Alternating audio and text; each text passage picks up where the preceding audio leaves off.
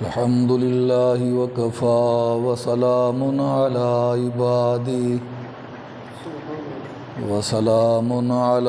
عباده الذين اصطفى أما بعد فأعوذ بالله من الشيطان الرجيم بسم الله الرحمن الرحيم رضي الله عنهم ورضوا عنه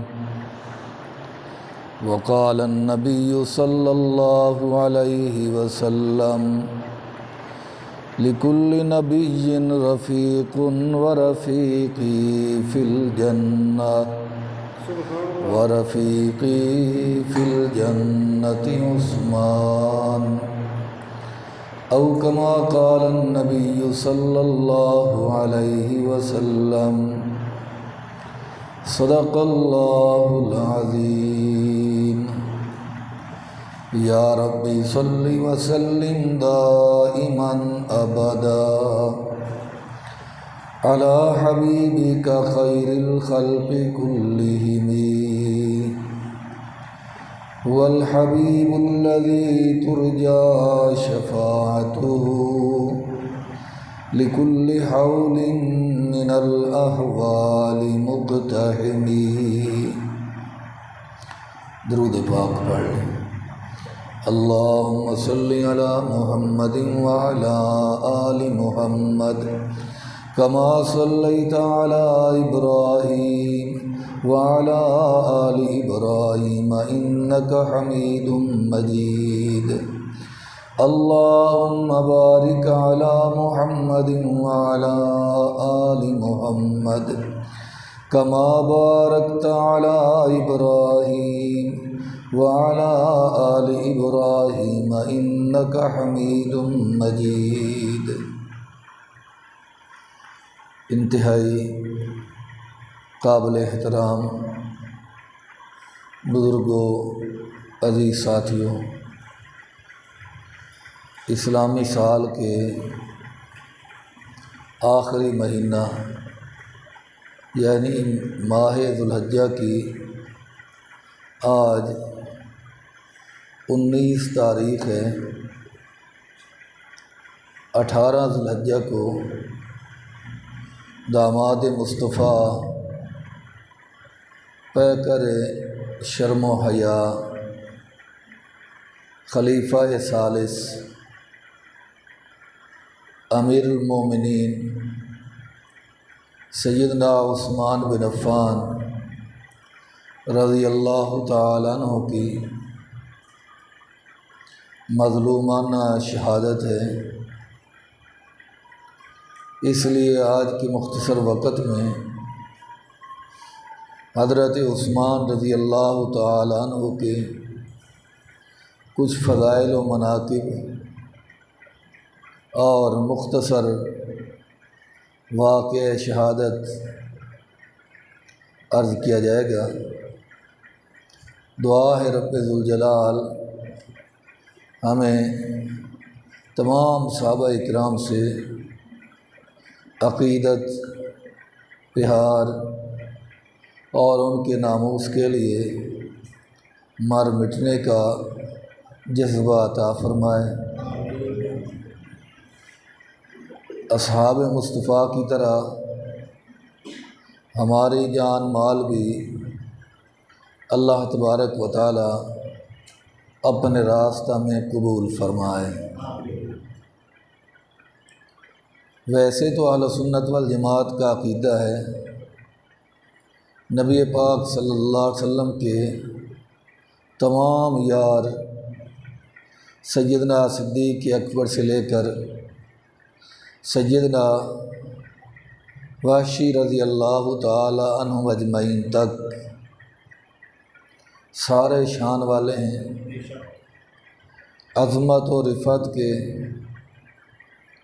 چمکتے ہوئے ستارے ہیں، لیکن اگر انفرادی طور پہ دیکھا جائے تو سیدنا صدیق اکبر اور فاروق اعظم کے بعد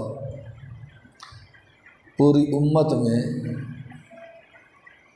جس کا مقام اعلیٰ و برتر ہے اسے دنیا دوہرا داماد مصطفیٰ سیدنا عثمان بن عفان کہتی ہے، کہہ لو رضی اللہ تعالی عنہ۔ محبوب کے صحابہ کرام میں سے جس صحابی کا بھی جب تذکرہ کیا جائے اس کی شخصیت کا ایک غالب پہلو ابھر کر انسان کے سامنے آتا ہے۔ مثال کے طور پہ جب سیدنا صدیق اکبر کا تذکرہ کیا جائے گا تو آپ کی سچائی اور صداقت کا پہلو ابھر کر سامنے آئے گا، اور جب سیدنا عمر بن خطاب کا تذکرہ کیا جائے گا تو آپ کی شجاعت، آپ کی جرأت اور آپ کی بہادری کا پہلو سامنے آئے گا۔ جب سیدنا علی المرتضیٰ کا ذکر خیر ہوگا تو پھر علی المرتضیٰ کی شجاعت، ولایت، زہد و تقویٰ کا پہلو ابھر کر سامنے آئے گا۔ اسی طرح جب دوہرے داماد مصطفیٰ سیدنا عثمان بن عفان رضی اللہ تعالیٰ عنہ کا تذکرہ کیا جائے گا تو آپ کے شرم و حیا، جود و سخا والا پہلو ابھر کر سامنے آئے گا۔ آپ کے اسلام قبول کرنے کے معاملہ میں دو روایتیں ملتی ہیں۔ ایک روایت یہ ہے کہ نبی کریم صلی اللہ علیہ وسلم کی پھپھی جان عروہ بنت عبد المطلب،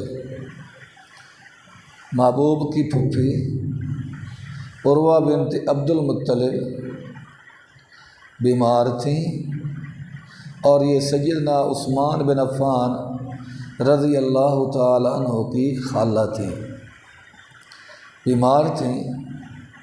نبی پاک صلی اللہ علیہ وسلم کو جب اپنی پھپھی کی بیماری کا پتہ چلا تو آپ تیمارداری کے لیے تشریف لے گئے۔ جب وہاں پہنچے تو حضرت عثمان رضی اللہ تعالی عنہ پہلے سے وہاں موجود تھے۔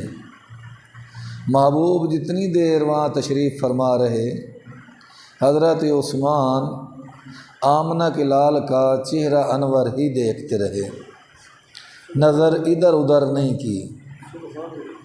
آخر محبوب نے پوچھ لیا، عثمان کیا وجہ ہے کہ جب سے میں آیا ہوں آپ کی نگاہیں میرے چہرہ سے ہٹی نہیں؟ حضرت عثمان کہنے لگے، آقا آپ کے چہرے کو دیکھا اور بار بار دیکھا، لگاتار دیکھا، اس نتیجے پہ پہنچا ہوں کہ یہ چہرہ کسی جھوٹے کا چہرہ نہیں ہو سکتا۔ محبوب نے فرمایا، اگر تو یہ سمجھتا ہے کہ میرا چہرہ لیس بوجہ کذاب، کسی جھوٹے کا چہرہ نہیں، تو پھر یاد رکھ انی رسول اللہ علیکم جمیعا، اللہ نے میرے سر پہ ختم نبوت کا تاج سجا کر تمہاری ہدایت کے لیے مبعوث فرمایا ہے، اور جب تو حقیقت کو پا چکا ہے تو پھر کلمہ پڑھ لے۔ تو حضرت عثمان نے بغیر کسی اعتراض کے عرض کیا، آقا پھر مجھے کلمہ پڑھاؤ اور اپنے دامن نبوت سے وابستہ فرماؤ۔ نبی کریم علیہ السلام نے فرمایا، قل اشہد ان لا الہ الا اللہ و اشہد ان محمدا عبدہ و رسولہ، ایک روایت تو یہ ملتی ہے کہ حضرت عثمان رضی اللہ تعالیٰ عنہ کہ ایمان لانے کا یہ واقعہ پیش آیا، اور ایک روایت یہ بھی ملتی ہے کہ جب سیدنا صدیق اکبر رضی اللہ تعالیٰ عنہ نے کلمہ پڑھا، اب نبی کریم علیہ السلام سے عرض کیا، یا رسول اللہ صلی اللہ علیہ وسلم میرے ذمہ کیا کام ہے، اب میری ڈیوٹی کیا ہے، کلمہ تو میں نے پڑھ لیا، اب میں نے کیا کرنا ہے؟ تو امام الانبیاء نے فرمایا، ابو بکر جو کام میں کرتا ہوں وہی کام تیرے ذمہ ہے، یعنی جس طرح میرا کام دین کی دعوت دینا ہے، ابو بکر تیرا کام بھی یہی ہے، جب تو نے کلمہ پڑھ لیا تو اب دین کی دعوت دے۔ جس سے معلوم یہ ہوا کہ کلمہ پڑھ لینے کے بعد انسان پر جس طرح باقی احکامات لاگو ہوتے ہیں، اس طرح یہ بھی حکم فوراً لاگو ہو جاتا ہے کہ اب تو نے کلمہ پڑھ لیا، اب باقیوں کو دعوت دے، کافر ہیں تو اسلام کی دعوت دے، اسلام قبول کر لیں، اگر مسلمان ہیں تو پھر انہیں اعمال کی دعوت دے کہ وہ اعمال میں لگ جائیں، اللہ تبارک و تعالیٰ کے احکامات کے مطابق آمنہ کے لال صلی اللہ علیہ وسلم کے طریقوں کے مطابق زندگی گزارنے لگ جائیں۔ یہ ہر اس امتی کے لیے ضروری ہے جس نے پڑھ لیا لا الہ الا اللہ محمد الرسول اللہ۔ اللہ تعالیٰ چوتھے پارے میں فرماتے ہیں، کنتم خیر امت اخرجت للناس تأمرون بالمعروف وتنہون عن المنکر، کہ اے میرے محبوب کے امتیو تم بہترین امت ہو، بہترین امت ہو۔ اللہ کیوں؟ فرمایا اخرجت للناس، تمہیں پیدا ہی لوگوں کو نفع پہنچانے کے لیے کیا ہے کہ لوگوں کو نفع پہنچاؤ۔ ایک ہے دنیاوی نفع اور ایک ہے دینی نفع۔ دنیا کے معاملے میں بھی اپنے مسلمان بھائیوں کی خیر خواہی سوچو، اور دین کے معاملے میں تأمرون بالمعروف، لوگوں کو کسی کو جانتے ہو نہیں جانتے ہو، پہچانتے ہو نہیں پہچانتے ہو، تم اس کو نیکی کی دعوت دو، وتنہون عن المنکر، اور برائی سے اسے روکو۔ جب تک نیکی کی دعوت دیتے رہو گے، برائی سے لوگوں کو روکتے رہو گے، اس وقت تک تم بہترین لوگ ہو، بہترین لوگ ہو۔ اب ایک آدمی وہ ہے جس کو میں کہوں کہ یہ بہترین آدمی ہے، ایک وہ ہے جسے آپ کہیں کہ یہ بہترین آدمی ہے، لیکن کچھ خوش نصیب ایسے ہیں جنہیں عرش والا خود کہتا ہے کہ یہ بہترین لوگ ہیں۔ مجھے غلط فہمی ہو سکتی ہے، کوئی آدمی اندر سے کچھ اور ہو، میں اس کو اس کا ظاہر دیکھ کر تعریف کر دوں، آپ کو میرے بارے میں غلط فہمی ہو سکتی ہے، میرے اندر کچھ اور ہو، لیکن آپ میرے ظاہر کو دیکھ کر کہہ دیں کہ بہترین آدمی ہے، لیکن اللہ تبارک و تعالیٰ کی ذات کو تو غلط فہمی نہیں ہو سکتی۔ انہ علیم بذات الصدور، وہ تو سینے کے راز جانتا ہے، بلکہ دل میں بات ارادہ بعد میں پیدا ہوتا ہے، اللہ تبارک و تعالیٰ کو پہلے پتہ ہوتا ہے کہ اس کے دل میں اب یہ بات آنے والی ہے۔ تو جو دلوں کے راز جانتا ہے، جن کو وہ کہہ دے کہ یہ بہترین لوگ ہیں، تو ان سے زیادہ بہترین کون ہوں گے؟ اور کن کو اللہ کہتا ہے بہترین ہے؟ تأمرون بالمعروف وتنہون عن المنکر، جو نیکی کی دعوت دیتے ہیں، برائی سے روکتے ہیں۔ آج کی اصطلاح میں اگر وہ لوگ دیکھنا چاہو تو مدارس میں آپ کو پڑھاتے نظر آئیں گے، مساجد میں وعظ و نصیحت کرتے نظر آئیں گے، یا اپنا بستر اپنا کھانا اٹھا کر ایک ایک شہر، ایک ایک قریہ، ایک ایک بستی، ایک ایک دروازے پہ جا کر دستک دے کر یہ صدا لگاتے نظر آئیں گے کہ بھائیو، ہماری کامیابی اللہ تبارک و تعالیٰ کے احکامات پورا کرنے میں ہے، اور آمنہ کے لال صلی اللہ علیہ وسلم کے طریقوں پر چلنے میں ہے۔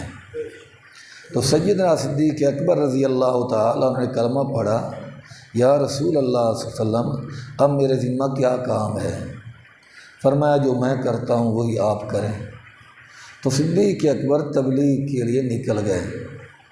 آج لوگ کہتے ہیں کہ تبلیغ کہاں سے ثابت ہے؟ اس کو تو ثابت کرنے کی ضرورت ہی نہیں ہے۔ کوئی نبی کوئی رسول ایسا نہیں آیا جس نے تبلیغ نہ کی، وہ تو آئی تبلیغ کے لیے، مقصد ہی تبلیغ تھا۔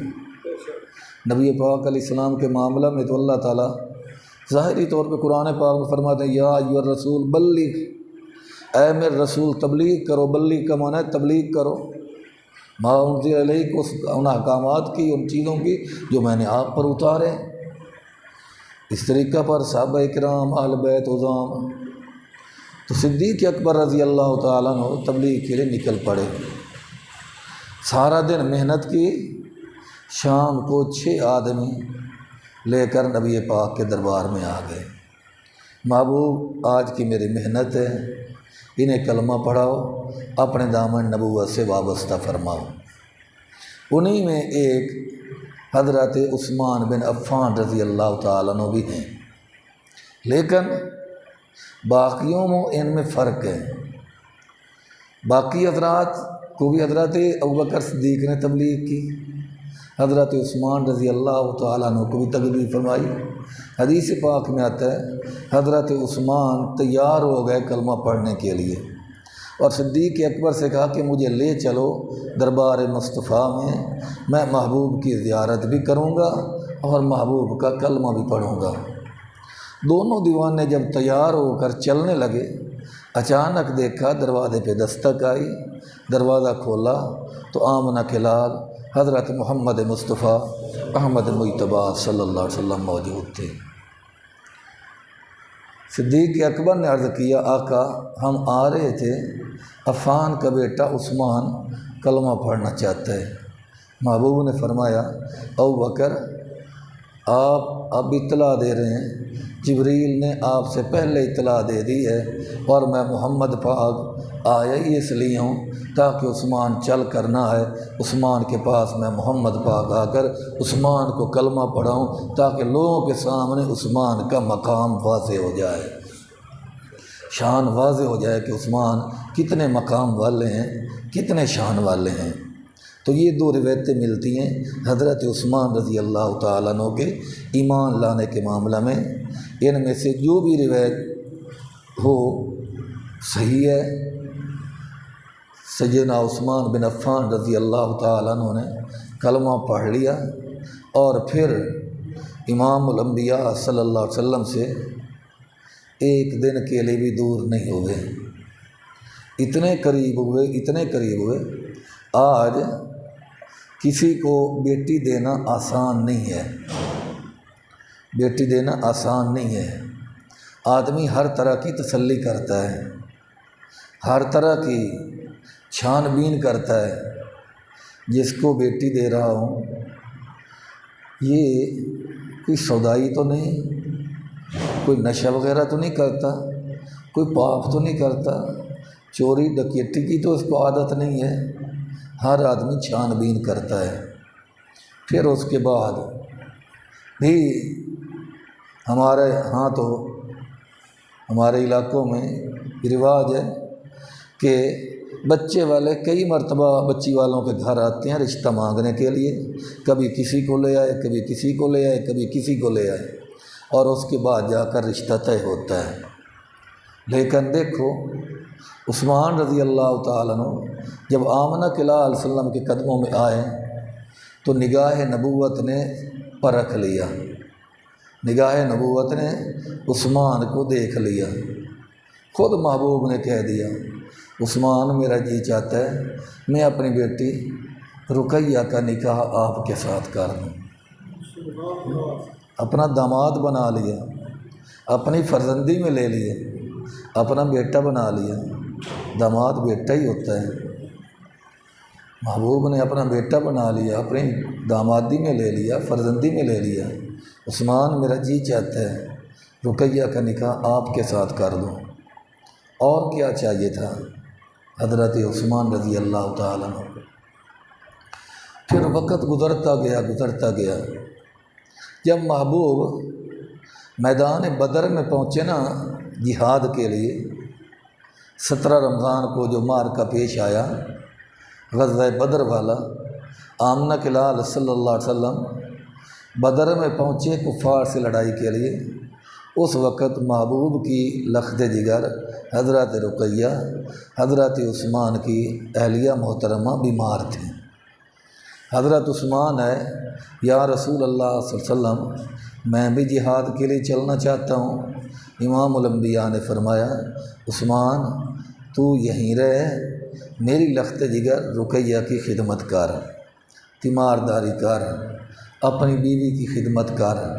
میں محمد پاک اس بات کا وعدہ کرتا ہوں کہ جتنا بدر میں لڑنے والوں کو اللہ اجر و ثواب عطا فرمائے گا، اتنا رقیہ کی خدمت کرنے کی وجہ سے اللہ تجھے بھی اجر و ثواب عطا فرمائے گا۔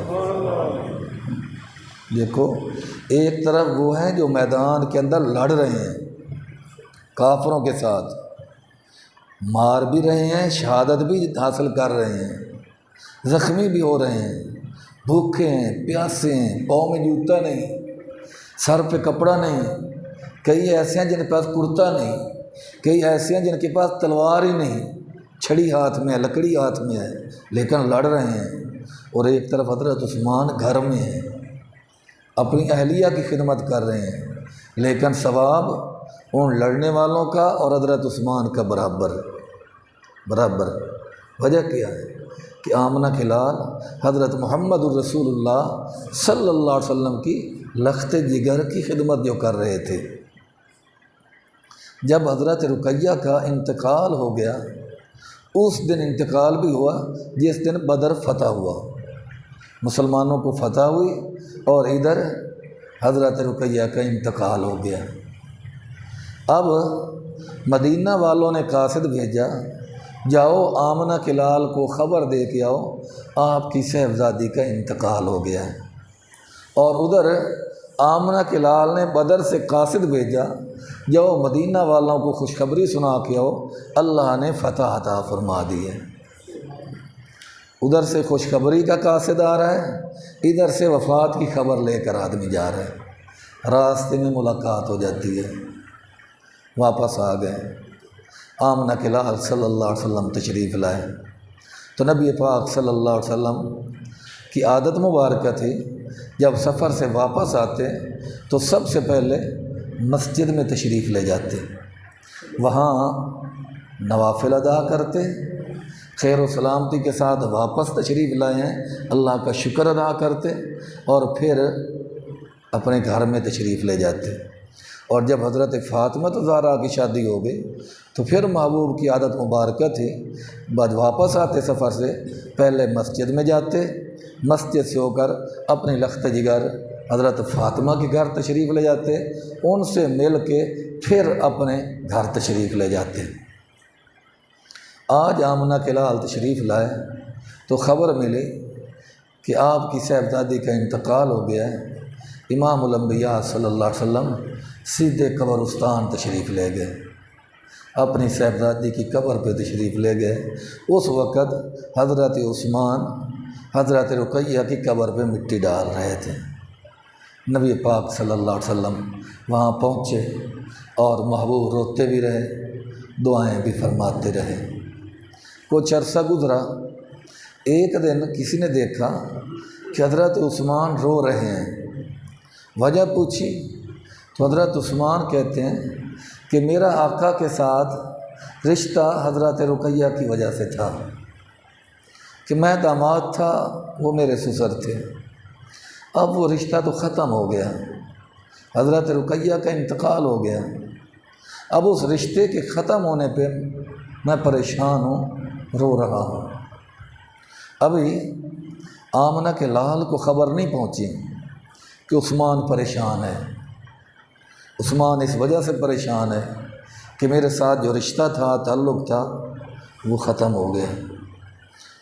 امام اہل سنت سید نور الحسن شاہ بخاری رحمۃ اللہ علیہ لکھتے ہیں کہ خالق ذوالجلال نے فرمایا جبریل لبیک یا رب جلیل، عثمان کے حال کی خبر محبوب تک بعد میں پہنچے، تو پہلے جا، محبوب سے کہے کہ محبوب آپ سے زیادہ خوبصورت خوبصیرت سسر نہیں دنیا میں، اور عثمان سے زیادہ خوبصورت داماد نہیں دنیا کے اندر۔ محبوب عثمان کی پریشانی میں اللہ برداشت نہیں کرتا، میں نے آپ کی دوسری بیٹی حضرت ام کلثوم کا نکاح عثمان سے کر دیا ہے۔ یعنی امام اہل سنت فرماتے ہیں کہ حضرت ام کلثوم کا نکاح فرش پر ہوا ہی نہیں۔ جس طرح نکاح کی مجلس منعقد ہوتی ہے اور پھر نکاح ہوتا ہے، حضرت ام کلثوم کا اس طرح نکاح ہوا ہی نہیں۔ نکاح عرش معلیٰ پہ اللہ نے خود پڑھایا ہے، محبوب کو تو خبر دی ہے کہ محبوب آپ کی بیٹی کا نکاح میں نے عثمان سے کر دیا ہے۔ اور فرماتے ہیں کہ ایک یہ نکاح ہے اور ایک دوسرا نکاح ہے حضرت زینب رضی اللہ تعالیٰ عنہ کا۔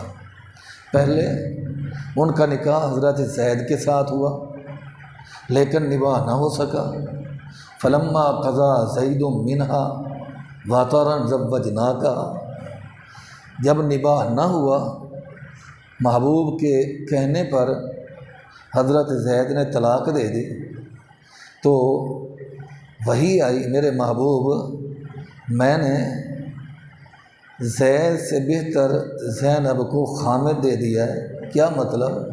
محبوب میں نے آپ کا نکاح زینب سے خود کر دیا ہے، جاؤ زینب کو اپنے گھر لے آؤ۔ حضرت زینب کے بھائی حضرت عبد الرحمن ساتھ بیٹھے تھے۔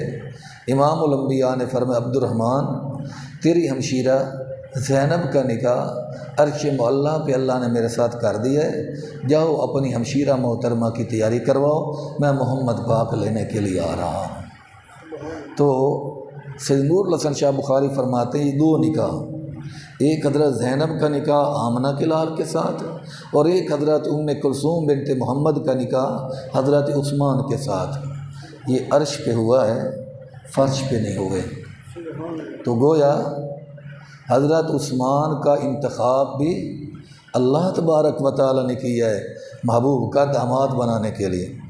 اور ترمذی شریف کی حدیث جو ہے وہ تو بالکل واضح ہے کہ امام الانبیاء نے فرمایا آج تک میں نے کسی عورت سے نکاح نہیں کیا جس کے متعلق میرے رب نے نہ کہا ہو میرے محبوب فلاں عورت سے نکاح کر لو، اور آج تک میں نے اپنی کسی بیٹی کا نکاح کسی کے ساتھ نہیں کیا جب تک جبریل نے آ کے نہ کہا ہو کہ محبوب اپنی اس بیٹی کا نکاح فلاں کے ساتھ کر دو۔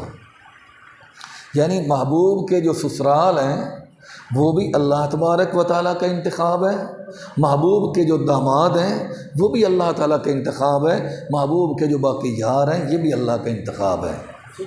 اس لیے کنز العمال کے اندر حدیث موجود ہے، آمنہ کے لال صلی اللہ علیہ وسلم نے فرمایا ان قریب ایک ایسا زمانہ آئے گا، ایسا زمانہ آئے گا، سیاتی زمان، ان قریب ایسا زمانہ آئے گا کہ لوگ میرے یاروں پہ تبرہ کریں گے، میرے سسرال کو برا بھلا کہیں گے، میرے دامادوں کو برا بھلا کہیں گے۔ آقا پھر ایسے لوگ ہمیں ملیں تو ہم کیا کریں؟ تو محبوب نے فرمایا ان کے ساتھ کھانا بھی حرام ہے، فلا تواکلوہم ولا تشاربوہم ولا تناکحوہم ولا تصلوا علیہم اذا ماتوا۔ فرمایا میرے یاروں، میرے سسرال، میرے دامادوں کے دشمنوں کے ساتھ تم کھا بھی نہیں سکتے، تم پی بھی نہیں سکتے، ان کے ساتھ رشتہ داری بھی قائم نہیں کر سکتے، ان کی مجلس میں بیٹھنے کی اجازت نہیں ہے، مر جائیں ان کی نماز جنازہ پڑھنے کی اجازت نہیں ہے، ان کے لیے فاتحہ کہنے کی اجازت نہیں ہے۔ یہ امام الانبیاء صلی اللہ علیہ وسلم نے فرما دیا، اور اللہ نے تو محبوب سے فرما دیا کہ میرے محبوب اگر آپ بھی 70 مرتن 70 دفعہ بھی ان کے لیے دعا کریں فلن یغفر اللہ لہم، میں اللہ آپ کی دعا کو قبول نہیں کروں گا۔ اور باقی کس کی دعا ایسے لوگوں کے حق میں قبول ہو سکتی ہے جو امام الانبیاء کے یاروں کے دشمن ہوں، محبوب کے سسرال کے دشمن ہوں، محبوب کے دامادوں کے دشمن ہوں۔ تو امام الانبیاء نے حضرت عثمان کو بلایا، فرمایا عثمان کلثوم کا نکاح آپ کے ساتھ ہو چکا ہے، لے جاؤ۔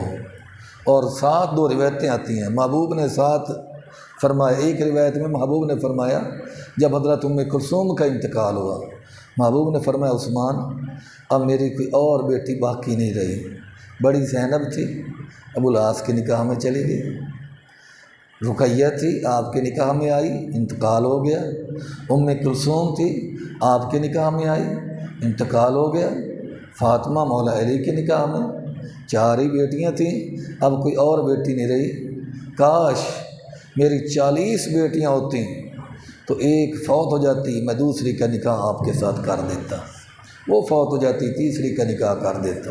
اور ایک روایت میں ہے فرمایا کہ عثمان اگر میں محمد پاک کی 100 بیٹیاں ہوتی میں 100 کی 100 تیرے اوپر قربان کر دیتا۔ جب حضرت کلثوم سے نکاح ہوا، ایک دن محبوب گھر میں تشریف لائے حضرت کلثوم کے پاس، تو دیکھا حضرت کلثوم کا چہرہ مرجھایا ہوا ہے، اداس ہیں۔ محبوب باپ والا بیٹی کی پریشانی کو کیسے دیکھ سکتا ہے، برداشت کر سکتا ہے؟ فرمایا بیٹا کیوں پریشان ہو؟ ابا جان آج باجی تشریف لائی تھیں فاطمہ الزہرا، اور ہماری بس پیار محبت میں بحث جو شروع ہوئی تو اس نے کہا تو میرا مقابلہ نہیں کر سکتی، میرا داماد علی المرتضیٰ ہے، تیرا داماد عثمان ہے، تو بھلا میرا مقابلہ کر سکتی ہے؟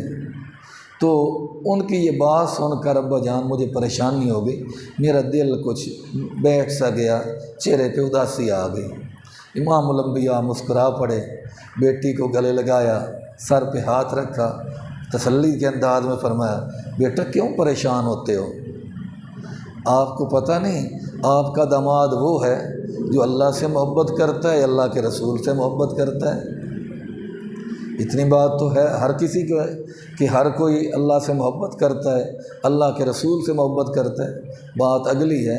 محبوب نے فرمایا بیٹی کلثوم تیرا خامد وہ ہے جو اللہ سے محبت کرتا ہے، اللہ کے رسول سے محبت کرتا ہے، صرف یہی نہیں اللہ بھی تیرے خامد سے محبت کرتا ہے، اللہ کا رسول بھی تیرے خامد سے محبت کرتا ہے۔ اور ایک روایت میں آتا ہے محبوب نے فرمایا کلثوم تو پریشان ہو گئی، وہ تو تمہاری گپ شپ تھی، تیرا خامد تو وہ ہے جس کی شکل و صورت یا محمد پاک سے ملتی ہے یا ابراہیم خلیل اللہ سے ملتی ہے، تو کیوں پریشان ہوتی ہے؟ یہ ہے عثمان بن عفان رضی اللہ تعالیٰ عنہ۔ ایک دن صحابہ اکرام کی محفل لگی ہوئی ہے، آمنہ کے لال بھی تشریف فرما ہیں اپنے مریدوں میں، اپنے یاروں میں، اور پاؤں مبارک دراز کیے ہوئے ہیں، پنڈلی مبارک پہ کپڑا ہے نہیں، بے تکلف بیٹھے ہیں۔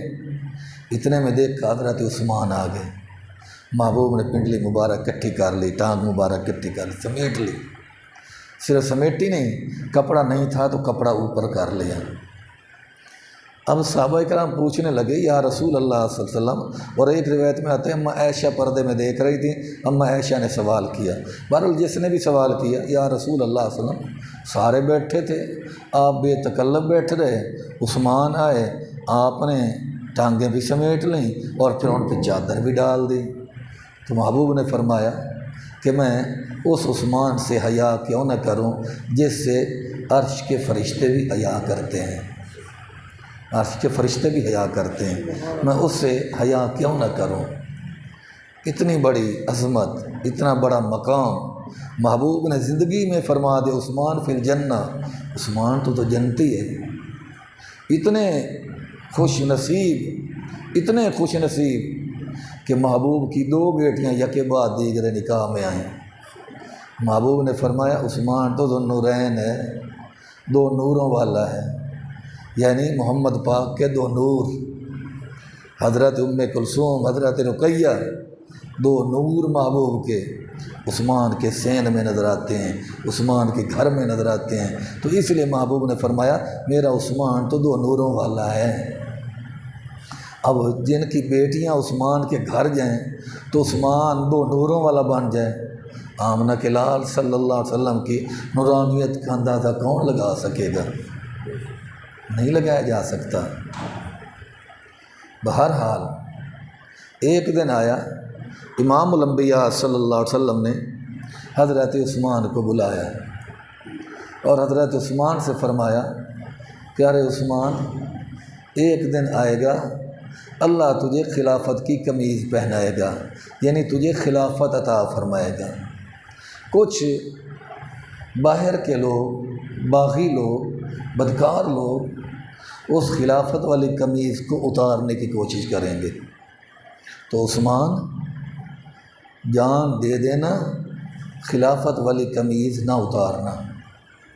کچھ لوگ مودودی سے برگے جیسے اعتراض کرتے ہیں کہ جب جان کو خطرہ تھا تو حضرت عثمان خلافت سے دستبردار ہو جاتے، اپنی جان بچا لیتے، لیکن انہیں پتہ ہونا چاہیے کہ عثمان رضی اللہ تعالیٰ عنہ کو حکومت اور اقتدار سے پیار نہیں تھا، آمنہ کے لال صلی اللہ علیہ وسلم کے فرمان سے پیار تھا، محبوب کا فرمان سامنے تھا، عثمان جان دے دینا، خلافت والی قمیض نہ اتارنا۔ خدا نہ خواستہ اگر تو نے خلافت والی قمیض اتار دی، یعنی باغیوں کے ڈر سے جان بچانے کے لیے خلافت سے تو دستبردار ہو گیا، تو یاد رکھنا ذوالنورین ہونے کے باوجود مرنے کے بعد تجھے جنت کی ہوا بھی نہیں لگے گی۔ اب جس عثمان کے سامنے آمنہ کے لال کا یہ فرمان ہو، بھلا وہ جان بچانے کے لیے کس طرح خلافت سے دستبردار ہو سکتا ہے؟ نہیں، محبوب کا یہ فرمان تھا۔ اور محبوب نے یہ بھی فرمایا، حضرت عمر بن عاص غالباً فرماتے ہیں، ایک دن ہم نے دیکھا ایک آدمی جا رہا ہے اور اس نے چہرے پہ نقاب ڈالا ہوا ہے، تو آمنہ کے لال نے فرمایا میرے یارو یہ جو آدمی جا رہا ہے نا، یہ فتنوں کے راستے میں رکاوٹ ہے، جب تک یہ ہے فتنے نہیں کھڑے ہوں گے، جب یہ دنیا سے چلا جائے گا تو اس وقت یہ دروازہ فتنوں کا کھل جائے گا، پھر قیامت تک فتنے رکیں گے نہیں۔ تو صحابہ فرماتے ہم نے پوچھا یا رسول اللہ صلی اللہ علیہ وسلم اس دروازے کو کھولا جائے گا یا اس دروازے کو توڑا جائے گا؟ تو آمنہ کے لال نے فرمایا اس دروازے کو توڑا جائے گا، جس سے اشارہ کر دیا کہ یہ آدمی جام شہادت نوش فرمائے گا۔ صحابہ فرماتے ہیں ہم دوڑ کے گئے دیکھیں تو صحیح یہ کون خوش نصیب ہے، تو جب اس کے چہرے سے نقاب اٹھا کر دیکھا تو وہ دوہرے داماد مصطفیٰ حضرت عثمان بن عفان رضی اللہ تعالیٰ عنہ تھے۔ یعنی محبوب نے خبر دی تھی کہ جب میرا عثمان شہید ہو جائے گا، فتنوں کا ایک نہ رکنے والا دروازہ کھل جائے گا، پھر مسلمانوں کی تلواریں نیام سے باہر آئیں گی تو قیامت تک نیام میں نہیں جائیں گی، لڑتے ہی رہیں گے۔ پھر وہی ہوا، حضرت عثمان رضی اللہ تعالیٰ عنہ کے بعد جو سلسلہ لڑائیوں کا شروع ہوا چلتا ہی رہا، حضرت علی کے دور میں، حضرت حسن کے دور میں، امیر معاویہ کے دور میں، اور آج تک چلتا ہی آ رہا ہے۔ حضرت عثمان رضی اللہ تعالیٰ عنہ کو شہادت کی خوشخبری تو آمنہ کے لال نے سنا دی تھی۔ اگر شہادت کا پس منظر بیان کروں تو وقت اجازت نہیں دیتا۔ جمعہ کا دن ہے، حضرت عثمان خطبہ دینے کے لیے مسجد نبوی میں تشریف لے آئے، منبر نبوت پہ بیٹھ گئے، منبر نبوت پہ بیٹھ گئے۔ یہ بھی اعتراض تھا باغیوں کا کہ محبوب صلی اللہ علیہ وسلم کا جو منبر مبارک تھا نا، اس کی 3 سیڑھیاں تھیں، جس سیڑھی پہ بیٹھ کر آمنہ کے لال خطبہ ارشاد فرمایا کرتے تھے، جب محبوب تشریف لے گئے تو ادباً صدیق اکبر اس سیڑھی پہ نہیں بیٹھے، صدیق اکبر اس سے نیچے والی سیڑھی پہ بیٹھ کر خطبہ دیتے رہے۔ اس کے بعد حضرت فاروق اعظم رضی اللہ تعالیٰ عنہ کو جب خلافت ملی تو اب حضرت عمر بن خطاب ادب کا لحاظ کرتے ہوئے سب سے نیچے والی سیڑھی پہ بیٹھ گئے، جس پر صدیق اکبر بیٹھتے تھے اس پر بھی حضرت عثمان نہیں بیٹھے، حضرت عمر فاروق نہیں بیٹھے۔ لیکن جب حضرت عثمان بن عفان کو خلافت ملی تو حضرت عثمان اسی پہلی سیڑھی پہ تشریف لے آئے جہاں آمنہ کے لال صلی اللہ علیہ وسلم بیٹھ کر خطبہ دیا کرتے تھے، اور یہ نجائز نہیں تھا۔ حضرت صدیق اکبر نے اگر کیا، ان کا عشق تھا، محبت تھی، کوئی یہ شریعت کا مسئلہ نہیں ہے۔ عشق، محبت، پیار، ادب اپنی جگہ پہ شرعن، یا یوں ہی زیادہ سے زیادہ کہہ سکتے ہیں کہ تقوی پہ عمل کیا انہوں نے۔ جس طرح کھانا کھانے لگو تو تقوی یہ ہے کہ ہاتھ کے ساتھ کھاؤ، اور اگر آپ چمچی وغیرہ استعمال کرتے ہیں تو ناجائز نہیں ہے۔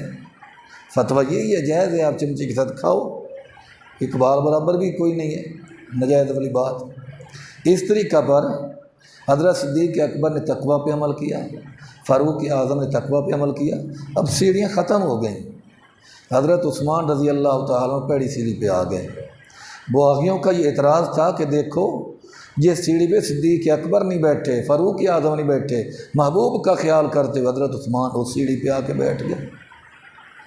ایسے چھوٹے موٹے اعتراض۔ محبوب کے دور میں مسجد نبوی کچی تھی، صدیق و فاروق کے دور میں کچی تھی، حضرت عثمان نے پکی بنوا دی۔ اب یہ بھی اعتراض ہو گیا کہ جب محبوب کے دور میں کچی تھی تو عثمان نے پکی کیوں بنوا دی ہے۔ اس طرح کے چند اعتراضات تھے۔ تو لیکن نہ اس سیڑھی پہ بیٹھنا کوئی بے ادبی تھی۔ اگر حضرت عثمان اس سیڑھی پہ نہ بیٹھتے تو حضرت عثمان کے بعد حضرت علی آنے تھے۔ حضرت عثمان تو زمین پر بھی بیٹھ کر خطبہ دے سکتے تھے، حضرت علی کے لیے تو پھر کوئی گڑھا کھودا جاتا۔ اس کے بعد حضرت حسن آتے، انہیں زمین کے اندر کو نیچے پہنچا دیا جاتا۔ امیر معاویہ کہاں خطبہ دیتے؟ یہ اللہ کی حکمت تھی۔ اللہ نے حضرت عثمان کو سیڑھی پہ بیٹھایا تاکہ مسلمانوں کے لیے تکلیف کا باعث نہ بنے، آنے والے خلفاء کے لیے مشقت نہ ہو، تکلیف نہ ہو، اس میں حکمت تھی۔ اور اگر پکی مسجد نہ بناتے حضرت عثمان، محبوب نے فرمایا علیکم بسنتی و سنت الخلفاء الراشدین، میری سنت اور میرے صحابہ، میرے خلفاء راشدین کی سنت پہ چلو۔ محبوب نے فرمایا اگر حضرت عثمان پکی نہ بناتے تو آج ہر کسی کا گھر پکا ہوتا، محلات، کوٹھیاں، بنگلے ہوتے، لیکن اللہ کا گھر ویسا کچا کا کچا ہی ہوتا۔ محبوب نے اس کے اندر حکمت تھی۔ اللہ تبارک و تعالیٰ نے یہ چاروں سے کام کروائے، حضرت صدیق سے، فاروق سے، حضرت عثمان سے، حضرت علی سے، اور پھر فرما دیا کہ ان چاروں کی سنتوں کو اپناؤ، ان کے طریقوں کو اختیار کرو۔ مگر وہ باغی لوگ تھے، یہودیت کی سازش تھی، چھوٹی چھوٹی باتوں کو جو اعتراض کی نہیں تھی اعتراض بنا کر آ گئے مدینہ کے اندر۔ اور آئے ان دنوں میں جب حج کا موسم تھا۔ ایک آدمی کہنے لگا کہ اتنے صحابہ اکرام کی موجودگی میں امیر المومنین شہید ہو گئے، صحابہ اکرام کہاں تھے؟ تو ایک جواب تو یہ ہے کہ حج کے دن تھے، تمام صحابہ اکرام مکہ مکرمہ حج بیت اللہ کرنے کے لیے گئے ہوئے تھے۔ نہ وہ موبائل کا دور تھا، نہ عام ٹیلی فون کا دور تھا، اور نہ خط و کتابت کا دور تھا۔ وہ حج کرنے کے لیے سارے گئے ہوئے ہیں، چند صحابہ اکرام تھے وہاں موجود، اور جو تھے انہوں نے حضرت عثمان سے اجازت مانگی۔ ابن عساکر میں موجود ہے، حضرت عثمان سے اجازت مانگی، امیر المومنین اجازت دیں، ہم ان کا کلا کما کر دیتے ہیں۔ تو حضرت عثمان نے فرمایا کہ نہیں، میں اپنے محبوب کے شہر کے اندر قتل و غارت گری نہیں کروانا چاہتا، خون نہیں بہانا چاہتا، اور قسم دے کر کہا کہ میں میرے دروازے پہ آنے والوں میں تمہیں اللہ کی قسم دیتا ہوں۔ یہ میں نہیں کہتا، محبوب کے جلیل القدر صحابی ہیں حضرت مغیرہ بن شعبہ رضی اللہ تعالیٰ عنہ۔ حضرت مغیرہ کہتے ہیں میں خود آمد گیا حضرت عثمان کے پاس، میں خود گیا، اور میں نے جا کر 3 صورتیں ان کے سامنے رکھی۔ امیر المومنین بغاوت کا زور ہے، بہر باغی ہیں، ہر صورت پہ آپ کی جان کے درپے ہیں، جان کے دشمن بنے ہوئے ہیں، آپ مہربانی فرماؤ ہمیں اجازت دو، ہم ان کے ساتھ لڑتے ہیں۔ فَإِنَّ مَعَكَ عَدَدًا وَقُوَّةً وَأَنْتَ عَلَى الْحَقِّ، تعداد بھی آپ کے پاس ہے، قوت و طاقت بھی آپ کے پاس ہے، اور سب سے بڑی بات یہ ہے انت علی الحق، آپ حق پر ہیں، اور حق کو اللہ فتح عطا فرمایا کرتا ہے، آپ اجازت دیں ہم ان کے ساتھ لڑتے ہیں۔ حضرت عثمان نے فرمایا میں تجھے اللہ کی قسم دیتا ہوں واپس چلا جا، میری وجہ سے کسی کے ایک بال کو بھی نقصان نہیں پہنچنا چاہیے، میں جان دے سکتا ہوں محبوب کے پیارے شہر میں خون بہتا ہوا نہیں دیکھنا چاہتا ہوں۔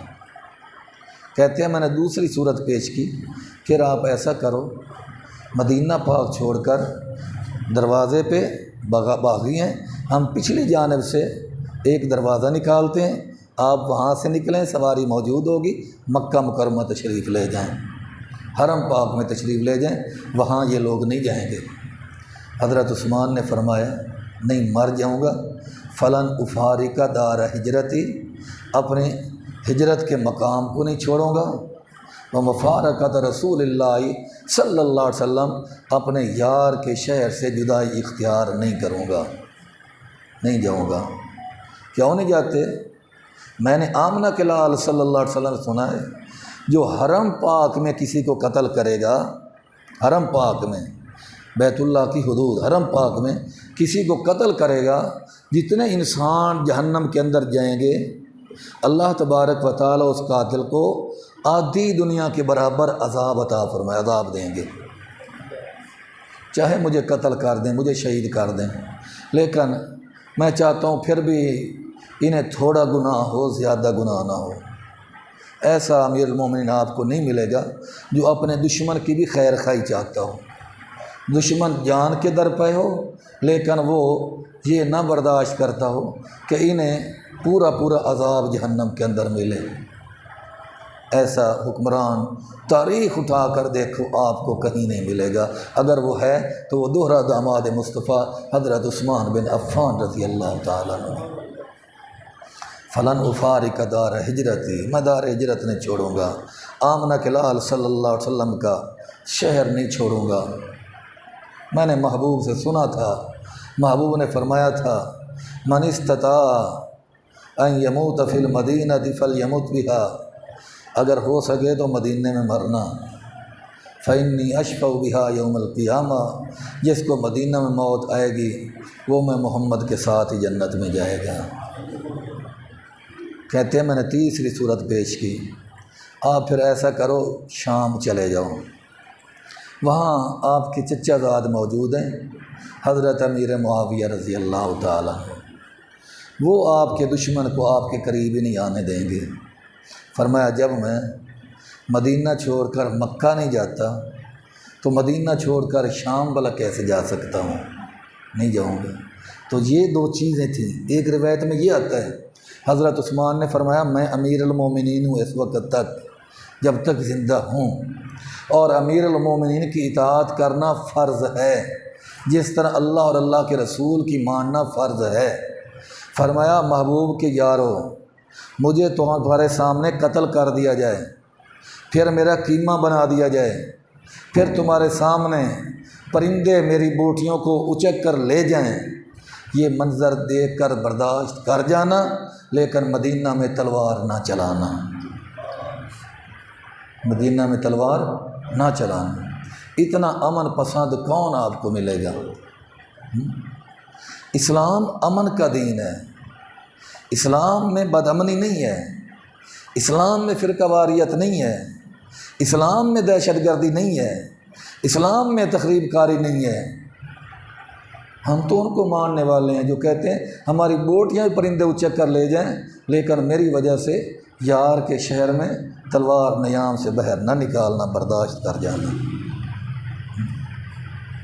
مسجد میں خطبہ دینے آئے، میں نے عرض کیا جمعہ کا دن ہے، مسجد نبوی بھری ہوئی ہے، باغی آئے ہوئے ہیں، جب خطبہ شروع کیا ایک کونے سے باغی کھڑا ہوا، عثمان بیٹھ جاؤ، آپ خطبہ نہیں دے سکتے۔ آپ اس کی طرف متوجہ ہو، ادھر کونے سے آواز آئی، ہاں بیٹھ جاؤ، خطبہ نہیں دے سکتے۔ ادھر دیکھا، درمیان سے آواز آئی، بیٹھ جاؤ، خطبہ نہیں دے سکتے۔ بس شور پیدا ہو گیا، ایک بدبخت آگے بڑھتا ہے، حضرت عثمان جو عصا لے کر کھڑے تھے نا، خطبہ دے رہے تھے، عصا مبارک، یہ نبی پاک صلی اللہ علیہ وسلم کا عصا تھا۔ محبوب کے بعد صدیق اکبر کے پاس آیا، صدیق اکبر کے بعد فاروق اعظم کے پاس آیا، اب حضرت عثمان اس کو پکڑ کر خطبہ دے رہے تھے۔ جب بدبختی غالب آتی ہے، ایک بدبخت آگے بڑھا، وہ عصا مبارک چھین لیا اور یہاں ٹانگ پہ رکھ کر اس نے گھٹنے پہ رکھ کے اس کے دو ٹکڑے کر دیے۔ تو اب یہ تو مسلمانوں پر بجلی بن کر گری بات، لیکن مالک نے چھوڑا نہیں، جہاں عصا رکھ کر توڑا تھا اللہ نے وہیں خارش شروع کر دی، ٹانگ گلنا شروع ہو گئی، اور اسی حالت کے اندر کتے کی طرح بھونک بھونک کر وہ مر گیا۔ اللہ تبارک و تعالیٰ نے عبرتناک موت دی تاکہ دنیا کو پتہ چل جائے جو میرے اصحاب کا دشمن ہے وہ تو ایک طرف، جو میرے ساتھ نسبت رکھنے والی لکڑی کا عصا کا بھی دشمن ہے، اللہ تبارک و تعالیٰ اس کا دشمن ہے۔ صحابہ کرام تو پھر بھی انسان ہیں، یہ تو لکڑی تھی محبوب کے ہاتھ میں آئی تھی بس، لیکن مقام کتنا مل گیا، بلندی کتنی مل گئی۔ عثمان تو عثمان ہے، میں وہ منظر نہیں بلا سکتا۔ ایک آدمی کا جنازہ آ گیا، صفیں بن گئیں، آمنہ کلال آگے تشریف لے آئے، قریب تھا کہ محبوب تکبیر تحریمہ کہہ کر اس کا جنازہ پڑھا دیتے، اس کی نماز جنازہ پڑھا دیتے۔ ایک آدمی آگے بڑھتا ہے اور محبوب کے کان میں کہتا ہے آقا مسلمان تھا، نمازی تھا، تہجد گزار تھا، سب کچھ تھا، لیکن اس کے دل میں آپ کے داماد عثمان کا کینہ تھا، حضرت عثمان سے بغض تھا۔ آمنہ کلال نے مصلی چھوڑ دیا۔ امام الانبیاء نے فرمایا جو عثمان کا دشمن ہے وہ میرا دشمن ہے، جو میرا دشمن ہے خدا کا دشمن ہے۔ میں محمد پاک عثمان کے دشمن کی نماز جنازہ نہیں پڑھاؤں گا، اور محبوب نے نماز جنازہ نہیں پڑھائی، اتنا پیار تھا۔ سنگ باری شروع ہو گئی، حضرت عثمان 82 سال کی عمر ہے، سفید داڑھی ہے، پتھر اتنے لگے کہ ممبر سے نیچے گر پڑے، اٹھا کر گھر لے آئے۔ جب ہوش آیا کافی دیر کے بعد حضرت عثمان کو دیکھو زخمی ہیں، لوگوں نے ظلم کیا ہے، ستم کیا ہے، سنگ باری کی ہے، پتھر مارے ہیں، اور موت و حیات کی کشمکش میں ہیں۔ تھوڑی سی ہوش آئی تو پوچھا بتاؤ کسی مسلمان کو میری وجہ سے کوئی نقصان تو نہیں پہنچا؟ نہیں امیر المومنین، کسی مسلمان کو کچھ نہیں ہوا۔ اللہ کا شکر ادا کیا، اللہ تیرا شکر ہے کہ میری وجہ سے کسی مسلمان کو چوٹ نہیں آئی، کسی مسلمان کو زخم نہیں آیا۔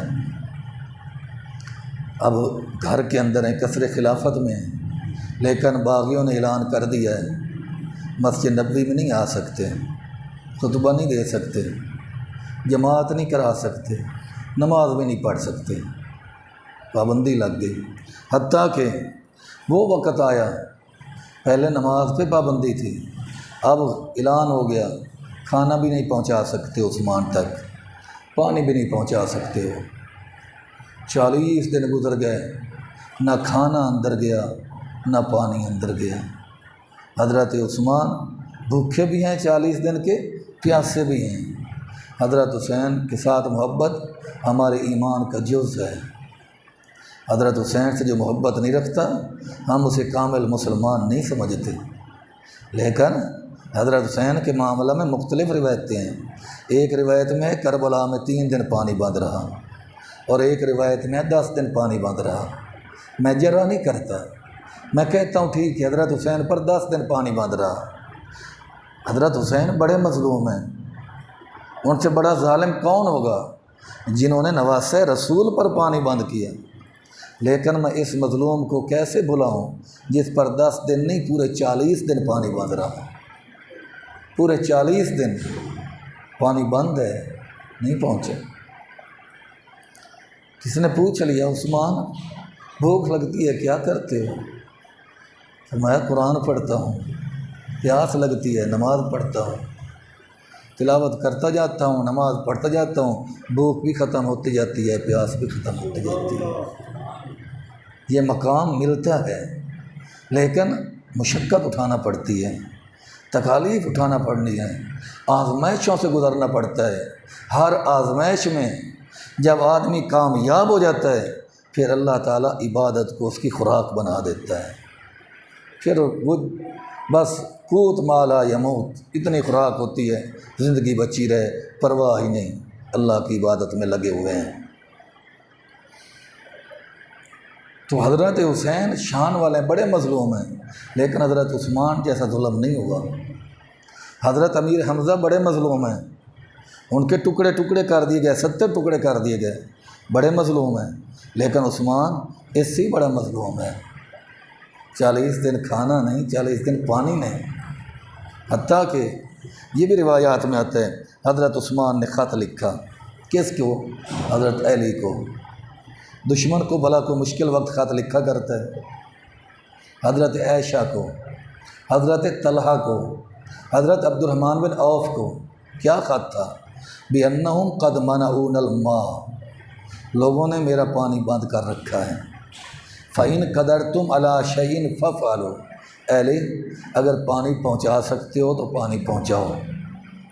جب حضرت علی کے پاس خط پہنچا، پیغام پہنچا، حضرت علی نے مشکیزہ بھرا، اپنے کندھے پہ رکھا اور قصر خلافت کی طرف چل پڑے۔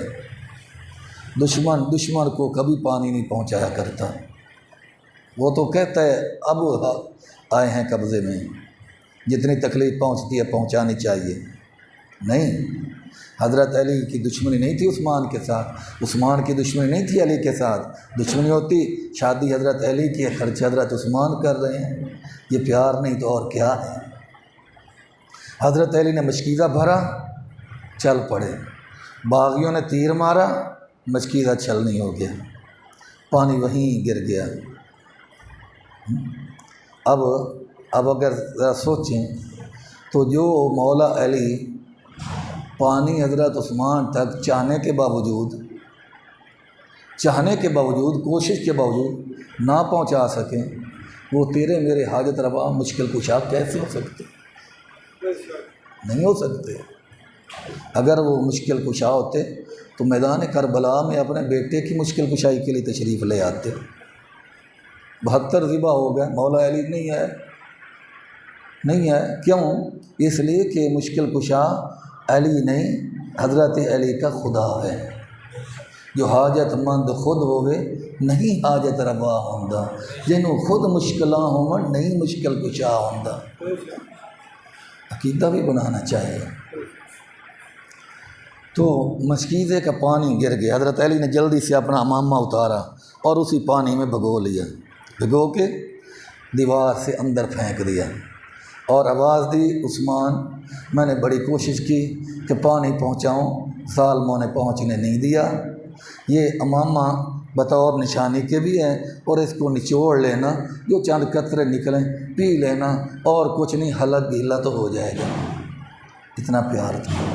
اور ساتھ ہی بات ختم کروں، تفصیل کا موقع نہیں ہے، حضرت علی نے حضرت حسن کو بلایا، حضرت حسین کو بلایا، اور باقی صحابہ نے بھی اپنے نوجوان بیٹوں کو بلایا اور فرمایا، حضرت علی کے الفاظ ہیں، تقوما باب عثمان، جاؤ بیٹا عثمان کے دروازے پہ کھڑے ہو جاؤ اور باغیوں کو اندر نہیں جانے دینا۔ علی کے لخت جگر جب تک دروازے پہ ہیں بل اندر کوئی دشمن جا سکتا ہے، دشمن بھی سمجھ گیا حسن حسین کی موجودگی میں اندر نہیں جا سکتے، اس لیے دروازہ استعمال نہیں کیا، پچھلی طرف سے چھت دیواریں پھلانگ کر اندر داخل ہوئے اور حضرت عثمان تلاوت قرآن پاک کر رہے ہیں۔ ایک ظالم نے آ کر داڑھی پکڑی، اوپر دیکھا، کاش تیرا باپ زندہ ہوتا تجھے جرت نہ ہوتی۔ یہ کون تھا داڑھی پکڑنے والا؟ ابوبکر صدیق کا بیٹا تھا، نام اس کا محمد بن ابو بکر تھا، ابھی تک چھوٹا سا بچہ تھا، صدیق اکبر کا انتقال ہو گیا تھا، اور صدیق اکبر کی جو گھر والی تھی، جو بیوہ ہوئی تھی اسماء بنت امیس، اس کے ساتھ حضرت علی نے نکاح کر لیا تھا، اور یہ بچہ پھر حضرت علی کی تربیت میں چلا گیا تھا۔ حضرت بیٹا صد ابو بکر کا تھا، لیکن اس کی تربیت، اس کی پرورش ساری حضرت علی المرتضیٰ رضی اللہ تعالیٰ نے کی تھی، لیکن پھسلنے میں بڑے بڑے پھسل جاتے ہیں۔ بس یوں دیکھا تیرا باپ ہوتا جو جرات نہ ہوتی، ہاتھ کانپنے لگے، بہر نکل گئے۔ دوسرا بدبخت آگے بڑھتا ہے، لوہے کا سریہ ہاتھ میں حضرت عثمان کے سر پہ مارتا ہے، 82 سال کا بوڑھا ہے، اور اس سے پہلے خواب دیکھ چکے ہیں۔ حضرت نے اللہ سے فرمایا، جو آج تک میں نے پاجامہ نہیں پہنا وہ پاجامہ لے آؤ، 20 غلاموں کو آزاد کر دیا، روزے کی حالت میں۔ حضرت نے اللہ پوچھتی ہیں آج کیا بات ہے، کب سے وہ پاجامہ پڑا ہے آپ نے نہیں پہنا؟ فرمایا آج میری شہادت کا دن ہے، محبوب سے ملاقات کا دن ہے، کفن میں پھولے نہ سمائیں گے آسی، کہ قبر کی رات ہے اس گل سے ملاقات کی رات۔ حضرت نیلہ کہتی ہیں نہیں ہو سکتا۔ فرمایا میں نے ابھی خواب دیکھا ہے، محبوب تشریف لائے ہیں، صدیق و فاروق تشریف لائے ہیں، انہوں نے مجھے کہا ہے، محبوب نے فرمایا میرے عثمان تو نے بڑی تکلیفیں اٹھا لی ہیں، اب تیاری کر، شام کو افطاری اکٹھا ہی کریں گے۔ تیار ہو کے بیٹھے ہیں گویا جنت میں جانے کے لیے، اور ظالم آگے بڑھتا ہے، سر کاٹنے کی کوشش کرتا ہے، حضرت نیلہ آگے بڑھتی ہیں، تلوار لگتی ہے، حضرت نیلہ کی 3 انگلیاں کٹ جاتی ہیں، خامد پہ قربان ہو جاتی ہیں، انگلیاں کٹوا دیتی ہیں۔ عثمان کے پیشانی پہ جو سریا لگا، خون نکلا، قرآن تو سامنے کھلا ہوا تھا، ان آیتوں پہ گرا فَسَيَكْفِيكَهُمُ اللَّهُ وَهُوَ السَّمِيعُ الْعَلِيمُ۔ تفصیل کا موقع ہوتا تو پھر میں بتاتا۔ امام اہل سنت لکھتے ہیں ایک اور بدبخت آگے بڑھا اور اس نے یوں پاؤں کی ٹھوکر ماری، قرآن پاک کو، قرآن پاک دیوار کے ساتھ لگا۔ قرآن پاک کے گستاخوں کا بھی پتہ چل گیا، قرآن پاک کو جو جلاتے ہیں، جو قرآن پاک کے منکر ہیں، ان کا تعلق کہاں جاتا ہے، کس سے ملتا ہے۔ سوچنے کی بات ہے، آدمی سوچے سب کچھ مل جاتا ہے۔ امام اہل سنت فرماتے ہیں کہ حضرت عثمان کا قرآن سے اتنا تعلق تھا کہ بدبخت ٹھوکر مارتا ہے، قرآن دیوار کے ساتھ لگتا ہے، لیکن واپس پھر عثمان کے سامنے آ کر کھول جاتا ہے۔ کئی بار اس نے یہ کیا، کئی بار قرآن پاک واپس آ گیا، جس سے معلوم ہوا کہ قرآن زبان کال سے کہہ رہا تھا، لوگو اگر عثمان کا گزارا میرے بغیر نہیں تو میرا گزارا بھی عثمان کے بغیر نہیں ہے۔ آپ نے بڑے شہید دیکھے ہوں گے، لیکن ایسا شہید نہیں ہے دیکھا ہوگا، شہید ہو گیا لیکن ظالم سینے پہ چڑھ کے کھڑے اور یوں کود رہے ہیں، جس کی وجہ سے حضرت عثمان کی پسلیاں ٹوٹ رہی ہیں کڑک کڑک کر، گھر کو آگ لگا دی گئی، سارا گھر کا سامان جل گیا ہے، ایک کپڑا نہیں بچا جس سے لاش کو ہی ڈھانپ دیا جائے۔ آپ کی بیوی نیلہ نے اپنے سر سے دوپٹہ اتارا اور حضرت عثمان کی لاش کے اوپر ڈال دیا۔ فرماتی ہیں کافی وقت گزر گیا، کوئی نہ آیا، وہ وقت آیا دروازے پہ دستک ہوئی، میں نے سوچا کوئی غم گسار آیا ہوگا، کوئی ہمدرد آیا ہوگا، میں نے پوچھا، اس نے پوچھا عثمان کہاں ہیں؟ میں نے کہا وہ پڑے ہیں، نیچے لاش پڑی ہے، اوپر حضرت نیلہ کا دوپٹہ ہے۔ میں نے سوچا دلاسا دے گا، تسلی دے گا، کوئی ہمدرد ہوگا، زیارت کرنا چاہتا ہوگا عثمان کی۔ آگے بڑھتا ہے، چہرے سے کپڑا ہٹاتا ہے اور حضرت عثمان کے چہرے پہ تماچا مارتا ہے زوردار۔ اسلام ایسے نہیں پہنچا ہم تک، بڑی قربانی ہے، اسلام کی بنیادوں میں بڑا خون ہے، جس کو ہم نے اسلام کو سمجھا ہی نہیں ہے، اہمیت ہی نہیں دیتے۔ حضرت نیلہ حضرت عثمان کی گھر والی 3 بد دعائیں دیتی ہے اس آدمی کو، اللہ کرے تیرا یہی ہاتھ شل ہو جائے۔ دوسری بد دعا، اللہ کرے تو نبینا ہو جائے، جن آنکھوں سے راستہ دیکھ کر آیا ہے تیری آنکھیں ہی نہ رہیں۔ تیسری بد دعا، اللہ تیری مغفرت نہ کرے کبھی بھی۔ یہ 3 بد دعائیں دی۔ حضرت محمد بن سیرین رحمۃ اللہ علیہ فرماتے ہیں، تابعی ہیں، کہ میں بیت اللہ کا طواف کر رہا تھا، ایک نبینا بوڑھا آدمی میرے ساتھ طواف کر رہا تھا اور یہ کہہ رہا تھا اللہم اغفر لی، اللہ مجھے معاف کر دے، وما اظن ان تغفر لی، لیکن مجھے امید تو نہیں ہے کہ تو مجھے معاف کرے گا۔ میں حیران ہوا، معافی بھی مانگتا ہے اور نا امیدی کا اظہار بھی کرتا ہے۔ میں نے کہا اللہ کے بندے یہ کون سا طریقہ ہے معافی مانگنے کا؟ وہ کہنے لگا آپ کون ہیں؟ میں نے کہا محمد بن سیرین ہوں۔ اچھا محمد بن سیرین ہیں تو محمد بن سیرین میں وہ بد نصیب ہوں جس نے زیارت کے بہانے شہادت کے بعد حضرت عثمان کو تماچا مارا تھا،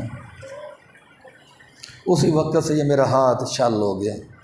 محمد بن سیرین فرماتے ہیں میں نے دیکھا کانہا عود یابستن، جس طرح سوکھی لکڑی ہوتی ہے اس طرح اس کا ہاتھ تھا۔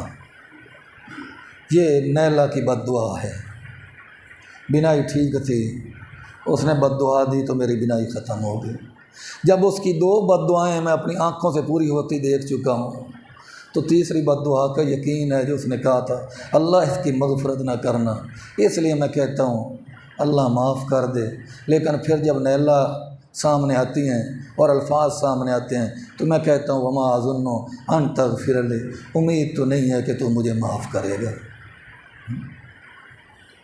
3 دن تک یا 2 دن 2 راتوں تک باغیوں نے جنازہ نہیں اٹھانے دیا۔ آخر محبوب کا حرم، محبوب کی بیوی حضرت ام حبیبہ مسجد نبوی کی سیڑھیوں پہ آئیں، فرمانے لگیں ظالموں یا تو میت اٹھانے دو، نہیں تو محمد کی عزت پردہ اتار کر میدان میں آئے گی، عثمان کی عظمت کے لیے تلوار لے کر تمہارے ساتھ لڑے گی، پھر میں دیکھوں گی کون ہے میرے مقابلے میں آنے والا۔ اس عثمان کے مقام کا کون اندازہ لگا سکتا ہے جس کی عظمت کے لیے خود محبوب کی بیوی، محبوب کی زوجہ محترمہ میدان میں آنے کے لیے تیار ہوں۔ جب یہ تھا تو پھر تو باغیوں کے پاؤں سے زمین نکل گئی۔ اگر محمد کی بیوی باہر نکل آئی تو پتھروں کی بارش نہ شروع ہو جائے ہمارے اوپر۔ کہتے ہیں اٹھا جاؤ لیکن رات کے وقت لے جاؤ۔ رات کا وقت تھا، جنازہ اٹھانے والوں میں حضرت علی بھی تھے، حضرت حسن بھی تھے، حضرت حسین بھی تھے، کل تعداد جو تھی 17 تھی یا 18 تھی۔ رات کی تاریکی میں آگے آگے حضرت نیلا ہاتھ کٹا ہوا ہے اور ہتھیلی پہ چراغ ہے، آگے آگے روشنی کر کے جا رہی ہیں اور پیچھے پیچھے جنازہ لے کے جا رہے ہیں۔ آدمی بھی چراغ اٹھا سکتا تھا لیکن باغیوں کا خطرہ اتنا تھا کہ جنازے پہ کوئی حملہ نہ کر دے، شاید عورت کا خیال کر لیں۔ عورت ساتھ ساتھ جا رہی ہے اور حضرت عثمان کا جنازہ جا رہا ہے۔ عاشق کا جنازہ ہے، ذرا دھوم سے نکلے اور محبوب کی گلی میں ذرا گھوم کے نکلے۔ جب گلیاں پھرتے پھراتے جنازہ محبوب کے روضہ اطہر کے سامنے آیا، روضہ اطہر کے سامنے آیا، حضرت نیلا کے صبر و ضبط کے تمام بندھن ٹوٹ گئے، چیخ نکلی، کھڑی ہو گئیں، محبوب کے گنبد خضرا کی طرح دیکھ کے کہنے لگیں اے سبز گنبد کے مکین، اگر بہر آ سکتے ہو تو آ جاؤ، دیکھو عام آدمی کا جنازہ نہیں ہے، آپ کے دوہرے داماد کا جنازہ ہے۔ محبوب نہیں آ سکتے تو میں بتاؤں، تیرے داماد کے جنازے پہ گلاب نہیں ہے، پھول نہیں ہیں، پتیاں نہیں ہیں۔ جنازہ لے کے آ رہے تھے، باغی جنازے پہ پتھر برسا رہے تھے۔ نیلا رو رہی ہیں، سارے صحابہ کو رلا دیا۔ 17 یا 18 آدمیوں نے نماز جنازہ ادا کی۔ امامت حضرت جبیر بن مطعم رضی اللہ تعالی عنہ نے کی۔ باغیوں نے کہا آپ جنت البقیع میں تدفین نہیں کر سکتے، ایک طرف سائڈ پہ کرو۔ حضرت عثمان کی تدفین جنت البقیع کے کنارے پہ کی گئی، لیکن جب بعد میں دیکھا کہ ساتھ قبر کس کی ہے تو سمجھا کہ یہ قبر تو آمنہ کے لال کو دودھ پلانے والی اماں حلیمہ سعدیہ کی ہے۔ کبھی محبوب کے ہاتھ حضرت حلیمہ کے ہاتھ میں ہوتے تھے، آج حلیمہ کے ہاتھ میں عثمان کا ہاتھ ہے۔ آج بھی اللہ لے جائے ہم سب کو روضہ رسول اللہ پہ کھڑے ہو کر اگر دیکھیں کہ عثمان کی قبر اور محبوب کی قبر اطہر بالکل آمنے سامنے ہیں۔ علماء نے فعال یہ نکال لیا ہے، دن قیامت کا آئے گا جب عثمان قبر سے اٹھے گا، ادھر آمنہ کے لال اٹھیں گے، عثمان کی نگاہ ہوگی، چہرہ مصطفیٰ کا ہوگا، نگاہ مصطفیٰ کی ہوگی، چہرہ حضرت عثمان کا ہوگا۔ فَسَيَكْفِيكَهُمُ اللَّهُ وَهُوَ السَّمِيعُ الْعَلِيمُ۔ اللہ تبارک و تعالیٰ ان کی قربانیوں کو قبول فرمائے اور ہمیں اپنے دین کے لیے، اپنے اسلام کے لیے، اعلاء کلمت اللہ کے لیے تن من دن جان وقت مال سب کچھ قربان کرنے کی توفیق عطا فرمائے۔ وما علینا الا البلاغ۔